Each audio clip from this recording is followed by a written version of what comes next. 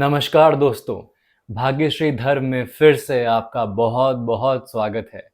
सरल गीता दर्शन की अपनी सीरीज में अब हम शुरू कर चुके हैं अध्याय नंबर 2 को। आज हम बात करने वाले हैं अध्याय नंबर 2 के श्लोक नंबर 3 की। इससे पहले हमने अध्याय 2 में जाना था कि श्री कृष्ण कहते हैं अर्जुन से कि तुम्हारे मन में जो ये मोह उत्पन्न हो रहा है इसकी कोई संभावना ना थी, और युद्ध क्षेत्र में तुम जो दुख दिखा रहे हो वैसा दुख श्रेष्ठ पुरुष कभी नहीं दिखाते, वैसी करुणा श्रेष्ठ पुरुष कभी नहीं दिखाते। इसके आगे अपनी बात को आगे बढ़ाते हुए श्री कृष्ण कहते हैं, क्लेब्यम मास्मगमः पार्थ नेतत्वयुपपद्यते शुद्रम हृदय दौर्बल्यम त्यक्त्वोत्तिष्ठ परंतप। श्लोक नंबर 3 में श्री कृष्ण आगे कहते हैं कि हे अर्जुन, नपुंसक मत बनो, ये तुम्हारे लिए बिल्कुल भी ठीक नहीं है। हे परंतप, अपने हृदय की दुर्बलता को त्याग दो और लड़ने के लिए उठ खड़े हो जाओ। इस श्लोक से हमें पता लग जाता है कि कैसे श्री कृष्ण अपने वाक्य को अंत देते हैं। वो कह देते हैं अर्जुन से कि ये नपुंसकता तुम्हारे लिए ठीक नहीं, एक क्षत्रिय के लिए बिल्कुल भी ठीक नहीं। तो फिर जो तुम्हारे हृदय में ये दुर्बलता आ गई है करुणा की वजह से, ये जो कायरता आ गई है करुणा और मोह की वजह से, इसे त्याग दो और खड़े हो जाओ लड़ने के लिए। इतनी बात कहकर श्री कृष्ण चुप हो जाते हैं। लेकिन हमें इस श्लोक से भी काफी कुछ जानने समझने को मिलता है। सबसे पहले तो ये बात आती है कि श्री कृष्ण यहाँ पे अर्जुन को पार्थ कहकर बुलाते हैं। हमें पहले ही पता लग गया था कि पार्थ का क्या मतलब होता है। पार्थ का मतलब होता है पृथा का बेटा, और कुंती का दूसरा नाम ही पृथा था। इस वजह से अर्जुन को पार्थ भी कहते हैं।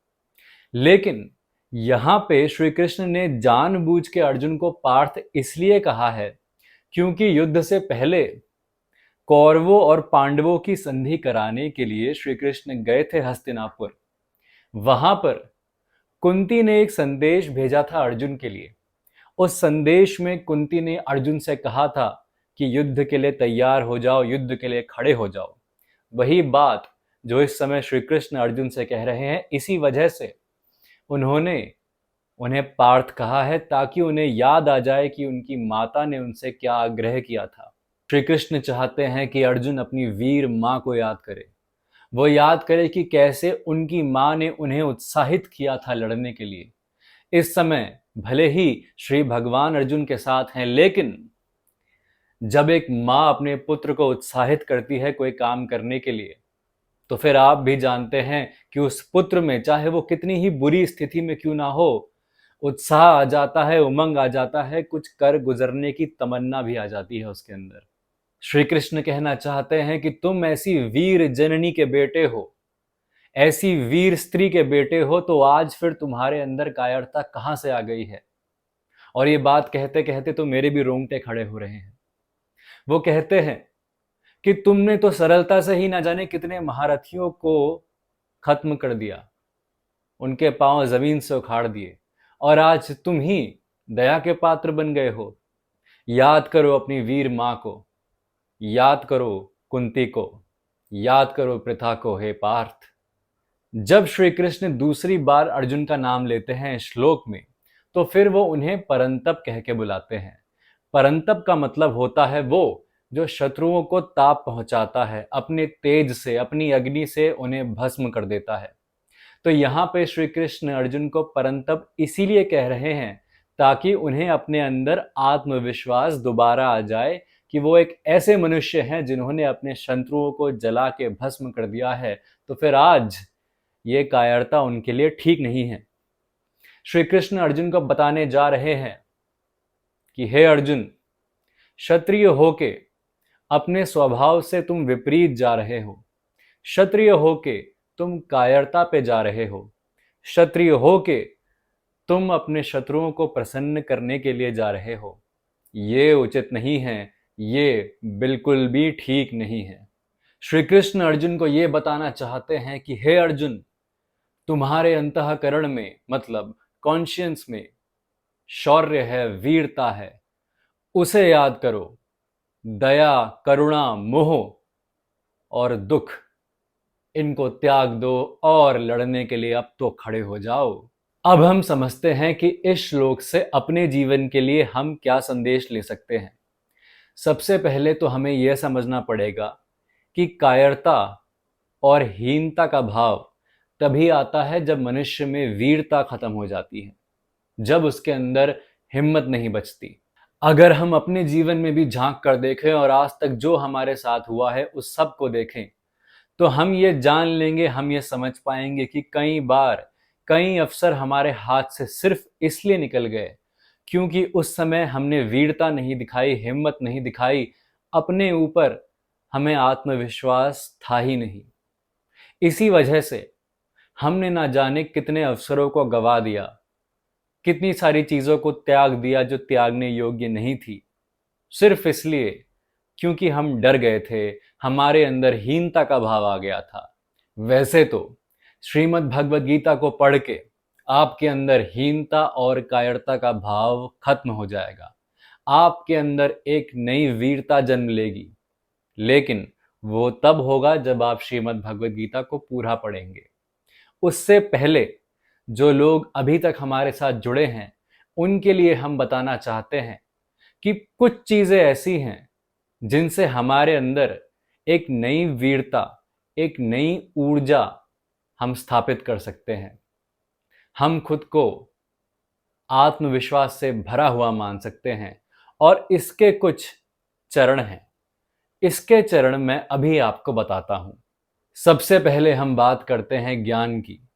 जैसे ही हमें ज्ञान मिलता है हमारे अंदर आत्मविश्वास बढ़ जाता है, क्योंकि हमें वो पता लगने लगता है जो हमें नहीं पता। अगर किसी भी तरह हमारे अंदर ये भाव हो कि हम हीन हैं, हम मूर्ख हैं, तो फिर जब हमें ज्ञान मिलना शुरू हो जाता है तब ये हीनता का भाव, ये मूर्खता का भाव हमारे अंदर से नष्ट हो जाता है और एक आत्मविश्वास जन्म लेता है। या तो हम सोच सकते हैं कि कोई विशेष विषय पढ़ के हमें ज्ञान की प्राप्ति हो जाए, जैसे आपके स्कूल के सब्जेक्ट्स या फिर आपकी यूनिवर्सिटी या कॉलेज या फिर आपकी जॉब में जो भी आप कर रहे हैं। एक बात तो वो है कि वो पढ़ के आपके अंदर आत्मविश्वास आ जाएगा। दूसरी बात यह है जो आप कर रहे हैं, जी हाँ, भगवद गीता को पढ़ के जीवन के हर पहलू के लिए आपके अंदर एक ज्ञान आ जाएगा, एक ऊर्जा आ जाएगी, और जिस ऊर्जा से आप हरदम एक सही निर्णय ले पाएंगे, एक सही रास्ता चुन पाएंगे। दूसरा हम आते हैं अभ्यास के ऊपर। जब आपको ज्ञान मिल गया तो उसके बाद आपने ये ज्ञान अपने जीवन में लागू भी करना है और उसको लागू करते रहना है। इसी को अभ्यास कहेंगे, इसी को प्रैक्टिस कहेंगे।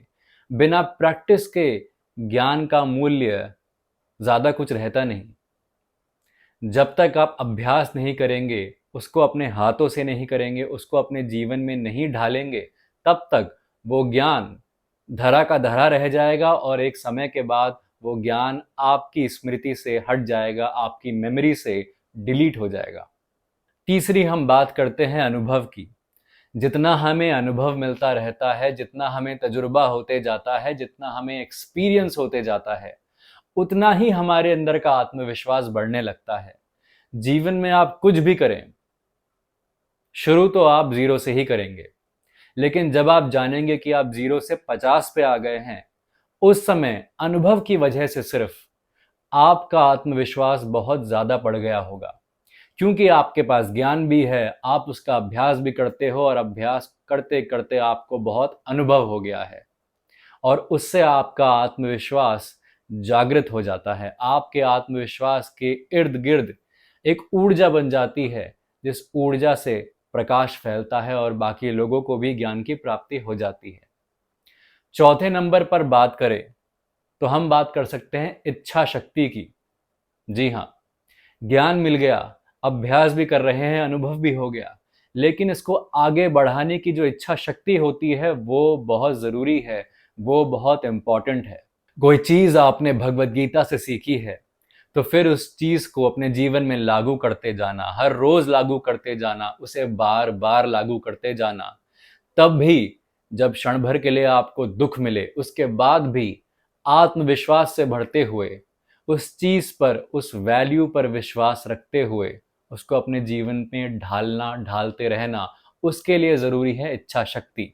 और बात तो ये भी आ जाती है कि ज्ञान लेने के लिए भी इच्छा शक्ति की जरूरत है और उसको अभ्यास में लाने के लिए भी इच्छा शक्ति की जरूरत है, एक दृढ़ संकल्प की जरूरत है। जो पांचवी चीज और एक बहुत महत्वपूर्ण चीज है वो है एक ऐसी ऊर्जा पर विश्वास जो आपसे कहीं बड़ी है, जिसकी शायद आप कल्पना भी नहीं कर सकते। वो एक ऐसी ऊर्जा जिसे हम और आप भगवान कहते हैं, और किसी भी और धर्म में कोई भी नाम हो। वो एक ऐसी ऊर्जा है जिससे आपको शक्ति मिलती है जीने की। जब आप नीचे गिर जाते हैं, जब आप दुखी होते हैं, तब आपको शक्ति मिलती है ऊपर उठने की। और जब आप सबसे ऊपर होते हैं तब आपको शक्ति मिलती है सौम्य रहने की, हम्बल रहने की, जमीन से जुड़ा हुआ रहने की। वो शक्ति है ईश्वर की, वो शक्ति है भगवान की। आपको उस ऊर्जा को जो भी नाम देना है दीजिए, जिस भी तरह आपको वो ऊर्जा दिखती है देखिए, लेकिन एक ऐसी ऊर्जा पर विश्वास रखिए, क्योंकि उस ऊर्जा से आपको सकारात्मकता मिलेगी। उस ऊर्जा से आपकी नेगेटिविटी मतलब नकारात्मकता खत्म हो जाएगी।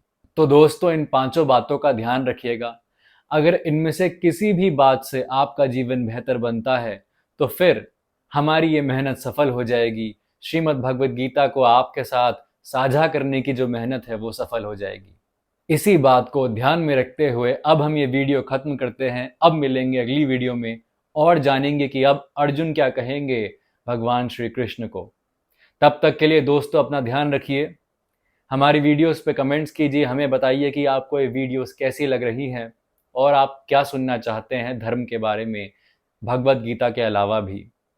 तो दोस्तों ध्यान रखिए अपना, ख्याल रखिए अपने परिजनों का, अपने अंदर आत्मविश्वास जगाते रहिए और भगवत गीता को अपने जीवन में बदलाव लाने दीजिए। धन्यवाद।